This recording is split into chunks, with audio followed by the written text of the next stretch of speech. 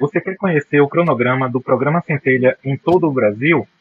Eu sou Elmo França, mentor de founders de startup, e eu criei um relatório no Looker Studio que vai lhe permitir verificar o cronograma em todos os estados do Brasil, seja na fase 1, fase 2, fase de contratação. Além disso, você vai conhecer os projetos aprovados no Programa Centelha, vai poder filtrar por estado, por município, por status e por temática.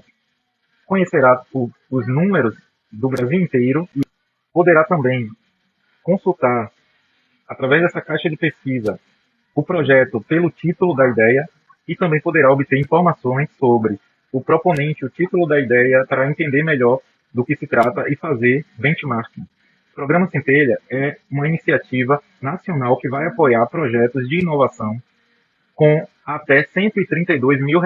Serão 47 projetos por estado. Então, fique atento e monitore isso aqui através do meu relatório.